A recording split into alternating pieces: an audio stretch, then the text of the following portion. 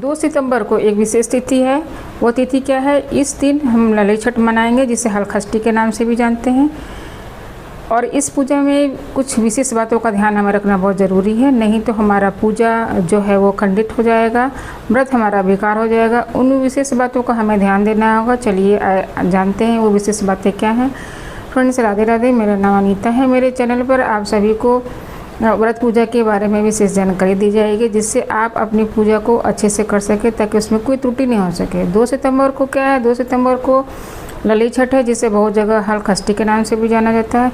ये व्रत इतना अच्छा है, इतना पावन है कि जिसे हर महिला को रहनी चाहिए। और विशेषकर इसमें बहुत सारी बातों का ध्यान देना है। वो क्या है? ये देखिए, इस दिन विशेष बात ये है कि जुते हुए खेतों में पैदा हुए अनाज फल का हम सेवन नहीं कर सकते। ये वर्जित माना गया है इस पूजा में। इस पूजा का बहुत बड़ा विशेष महत्व है। इस पूजा में हमें महुआ का जो पत्ता है और उसका दातुन करना चाहिए।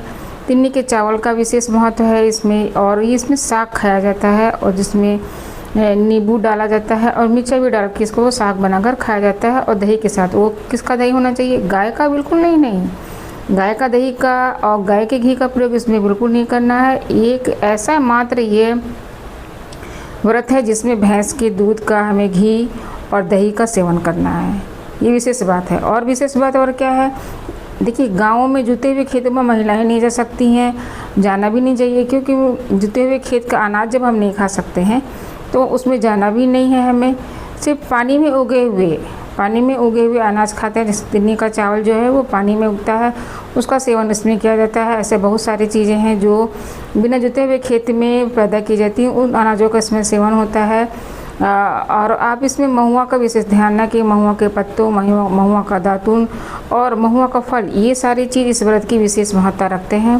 फ्रेंड्स, ये व्रत इतना अच्छा है कि अगर संतान प्राप्ति किसी को नहीं हो रही है, अगर वो महिला भी इस व्रत को धारण करती है तो छठ माता उनकी मनोकामना पूर्ण करती हैं, उनकी गोद को हरी भरी करती है।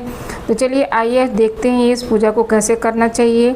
यदि देखिए, पहले क्या था कि बहुत जगह, और एक इसमें क्या, किसका पूजा किया जाता है? छठ माता तो है ही, लेकिन कुश होता है। क्या होता है? कुश होता है।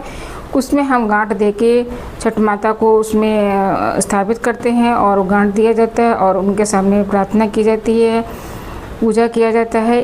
कुश का इसमें विशेष महत्व है। कुश का ही पूजन होता है इसमें। कुश को ही देखिए, कुश अगर आप कहीं बड़ी जगह नहीं पा सकते हैं तो कहीं से आप आपकी सुविधा के अनुसार, कहीं जंगल, कहीं से भी कुछ मिले आप उसको उठा लाइए, अपने घर में गमले में लगा के आप उसका अच्छे से पूजन कर सकते हैं।